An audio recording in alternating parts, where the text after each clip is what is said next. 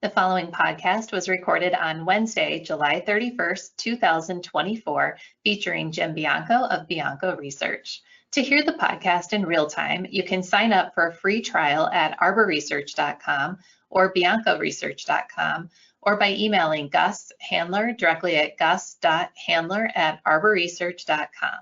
You can also call Arbor Research and Trading at 1-800-606-1872. Thanks for your time and enjoy the podcast. Hello, everyone, and welcome to Talking Data. I'm your host, Kristen Radosh with Arbor Research and Trading, joined today by our commentator, Jim Bianco of Bianco Research. Welcome, Jim. Thanks for having me. Today, Jim discusses what the Fed said and what it means. Jim, we're recording right after Powell just finished speaking. The Fed held rates steady again. What did Powell say, and how did markets react today? Yeah, so if we go to the first chart, I'll say you got it right. It's what Powell said, because this is a one-day tick chart of the 2-year yield. And you can see that around 1 p.m. Central, 2 p.m. Eastern, it spiked up to 4.38%. That's because when the statement came out, the written word from the Fed did not really give any indication that they were going to cut rates in September, and the market was a bit disappointed. But it muted its disappointment because they knew that there was a press conference 30 minutes later. And in the press conference, as I've been joking, Powell said the magic words a lot, and those magic words were the word September. He said that word multiple times, leading everybody to believe that September is wide open for a rate cut. So the takeaway was he didn't cut rates at this meeting. I didn't expect him to cut rates at this meeting. The Fed does forward guidance. Forward guidance is just a fancy term for they like to tell you what they're going to do before they do it. They didn't tell us they were going to cut rates at this meeting, but he left the door wide open for the September meeting, and markets cheered it. The bond market rallied. As you see, the 10-year went down, stocks took off, gold took off, everything, got excited that a rate cut is coming in September. Interestingly, the one market that didn't really respond well to it was crypto. Bitcoin actually was down on the news, but they're more of an outlier than anything else. What's the outlook for the economy? So that's really the question. One of the interesting things, we go to the next chart, one of the interesting things is in all the questioning, I thought the questioning was more interesting than Powell's statements. After it became apparent he put the word September on the table, or put the September meeting on the table, was all the questionings was all the same question. It was, what if you're wrong? What if everything's falling apart faster? What if the economy's crashing right now? You're too late. You should have cut rates today. And waiting till September might be too long. That was like every question was essentially that as well. And one of the reasons is what's known as the Sahm rule. It's named after Claudia Sahm, used to be an economist at the Federal Reserve. She now blogs at the stay-at-home macro blog. She developed this rule, and the rule is if you take the 3-month average of the unemployment rate, and that's the top panel that you're looking at, and that rate gets 50 basis points or 0.5% above its lowest rate of the previous year, 3 months lowest rate of the previous year, that means that we're in recession. Now, if you look at the bottom panel, we're at 0.43. So we're very close to triggering the Sahm rule. And as a matter of fact, on Friday's payroll report, or Friday's unemployment report, to be more specific, if we get a 4.2% unemployment report, last month was 4.1, and the expectations are 4.1 again this month. So 4.2 is not that big a stretch. And there are several economists predicting we're going to get exactly that. You will trigger the Sahm rule, which says that we're in recession. And that is got everybody all jazzed up. Oh, the economy's falling apart. The Sahm rule is telling us we're in recession.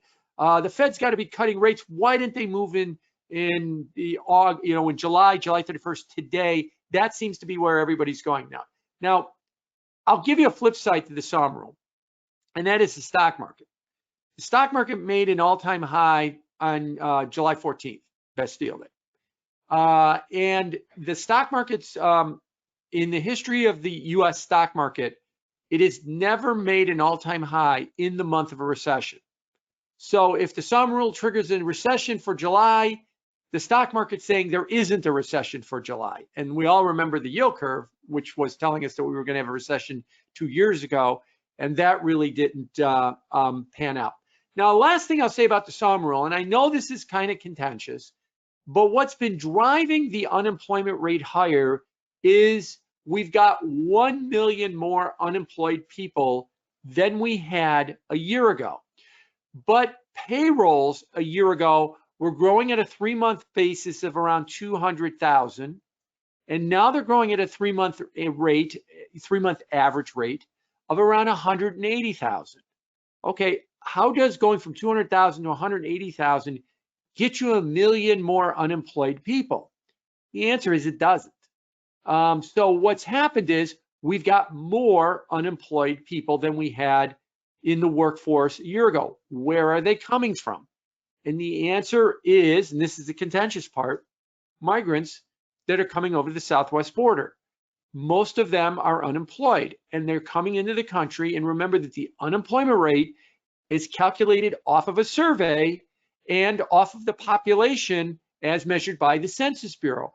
And that survey and the Census Bureau's population is picking up a massive increase in the number of people in the country, and it's showing up as more unemployed people, and that's what's driving the unemployment rate up.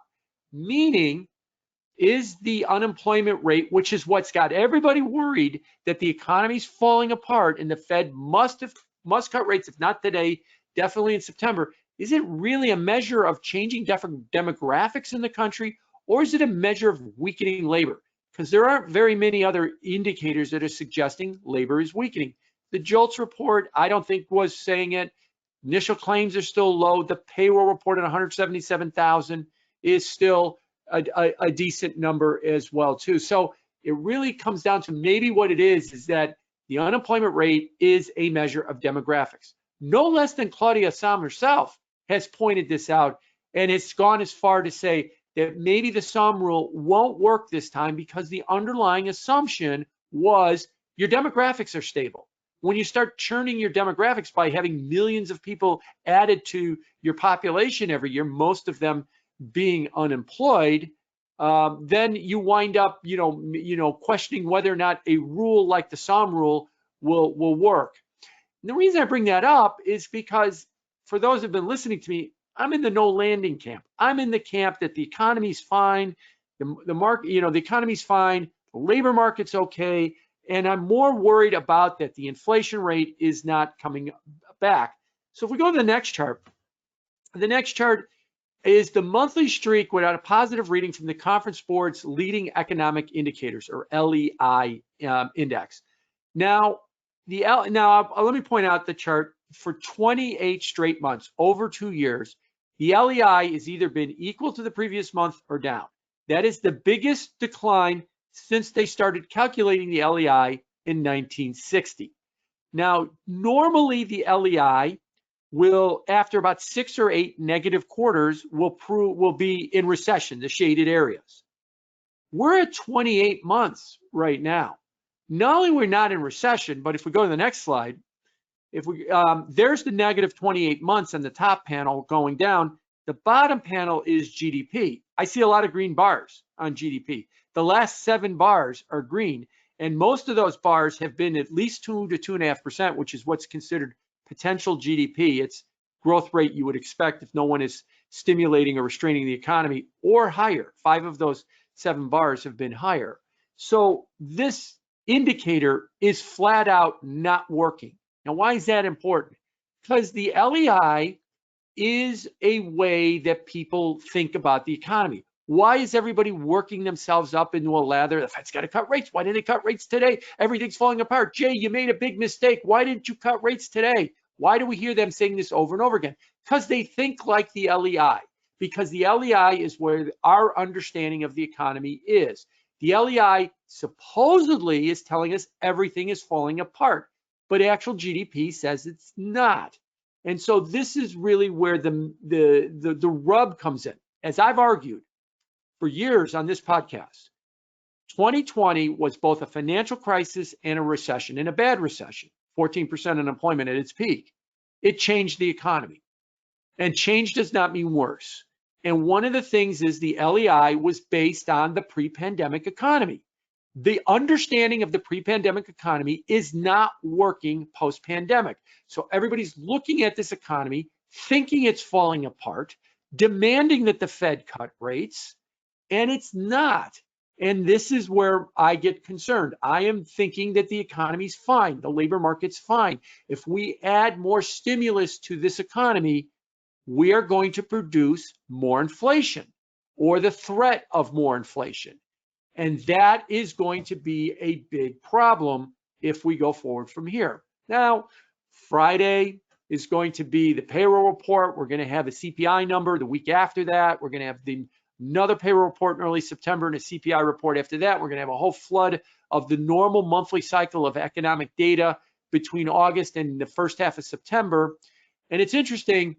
I look at the data and I think, you know what? All this data is going to show is more of what you see in these green bars, is that the economy's okay. And I keep hearing people say, yeah, we're going to get all this data, and then in 5 weeks, we're going to realize that everything fell apart and that the Fed made a mistake and they should have cut rates in July. And I'm like, well, nothing has fallen apart. If you listen to our previous podcast, which was last week, I talked about the strength in the economy, that how when the calendar turned to June, most of the economic data picked up in June. It didn't actually slow down. And that is still the case, that the economic data is picked up, but the narrative and the demand, or dare I say whine, for a rate cut is so loud that no one is looking at the data to say, you know what, the data is actually okay to actually pretty good, that the economy's fine with a 5% interest rate, and it isn't bothering it, certainly not bothering the stock market. And yet we still believe that it's being crushed by these high rates. And if you cut rates, you just unleash more animal spirits, and you might unleash higher equity prices, but you might also, unleash higher inflation as well. And that's the real rub, is the higher inflation, because the bottom half in income of the country doesn't own assets, rents, and they're being crushed by inflation, and it really hurts them a lot. And so, yeah, it's nice. I own stocks. I want the stock market to go up like the next guy as well too. But if it comes at the cost of inflation at the bottom end, that is really problematic. So I think most people are looking at the Fed going, boy, Jay, you made a mistake by waiting too long to cut. And I'm thinking you're making a mistake by cutting in the first place, if that's what you wind up doing in September. Now, we'll see what the August data says. We'll see what the early September data says. But I'll say that the June data that we've gotten, we haven't gotten any July data yet, that will come in the month of August, was pretty good. And that there isn't really signs of concern in the economy. So Jim, given that, how should you be positioned? So we go to the final chart, and this is the gratuitous commercial part of the podcast. We do run an index called the Bianco Total Return Index. It's BTRINDX on Bloomberg, or if you don't have a Bloomberg, it is biancoadvisors.com is its website. Now, we manage this index. It's discretionarily managed by us, so we use the word tilted, with our duration and our curve bets and our credit bets and everything else. And there's an ETF that tracks it, WTBN, the Wisdom Tree Bianco Fund, WTBN. And so think of it as like we run the S&P 500 and SPY tracks our index. We're set up similarly the same way. So what you see here is the blue line is how our index is done this year. And the orange line is the Bloomberg Aggregate Index as a metric. And the bottom panel shows you the difference. We're 93 basis points ahead of the aggregate index year to date. Now, what we've made some various bets on the market. We made a bet on high coupon current coupon mortgages. We're slightly short duration, slightly short on credit relative to our benchmark weighting, but we're in making that up by being long in currency swaps on the dollar because they've had a 6.5% yield.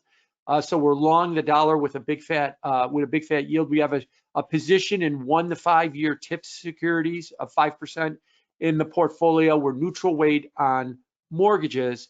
But what I want to finish with is our duration call. We were short duration at the beginning of the year, and on April 30th, when the 10-year yield was at 468, we moved to neutral. Well, today, the 10-year yield got down to 404 as we started this broadcast.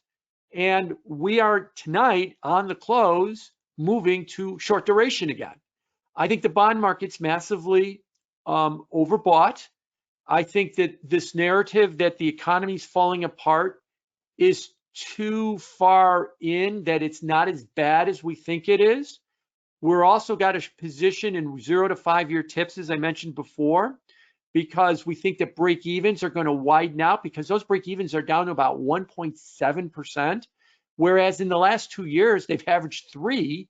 And I think that those break evens are too narrow and that they're going to widen out. So we are changing our positioning. It's on that website, Bianco Advisors, explaining it. Now, I'll put up a note over the weekend a little bit longer, and I'll link it in our Bianco Research products as well, too, so everybody can get it, to kind of explain that durationing. So the Fed is going to cut rates. I think that's a mistake, because I think the economy's fine and that extra stimulus could push inflation. And that's what I'm more worried about than you should have cut in July because the labor market's falling apart. I think that's an artifact of the changing demographics because of migration, which is causing the unemployment rate to go up. So I am comfortable with the idea of getting off of our duration neutral stance and going back to a short duration position as of the close today, July 31st, thinking that over the month of August and into September, on balance, the data is going to be better than people think, and that's going to push interest rates higher. It may not push interest rates higher tomorrow, depends on what the payroll report says on Friday, but we'll have to see where it goes. And one last thought for you about the payroll report. 24 of the last 28 payroll reports have beaten the consensus. Wall Street has this structural bias to underestimate the payroll report. They're at 175,000 for their payroll consensus guess for this month, was 206,000 last month. So they're expecting another sequential downtick this month, like they did last month, and it actually didn't downtick. So we'll see if just because they've been wrong for the last 2 years doesn't mean they will be wrong. But that has been the structural bias in this report, is that they've been underguessing the payroll report. Yeah, I understand that the revisions have been lower than, everybody says the revisions to the payroll report come in by subtracting data. That's true, but it's not nearly as much as the miss that they've had in the initial guess. So that's why our positioning is going to move to a short duration. We'll have more on that, over the weekend and on Bianco Advisors, and we'll have more of that on Bianco Research. But I wanted to take this podcast opportunity to, explain our positioning change and why we're doing it as well. Thank you, Jim, for your thoughts today, and thank you everyone for joining us. If you have any questions on Bianco Research, Arbor Research, or Arbor Data Science, you can contact us by emailing Gus Handler at gus.handler@arborresearch.com. Thanks again, and have a great day.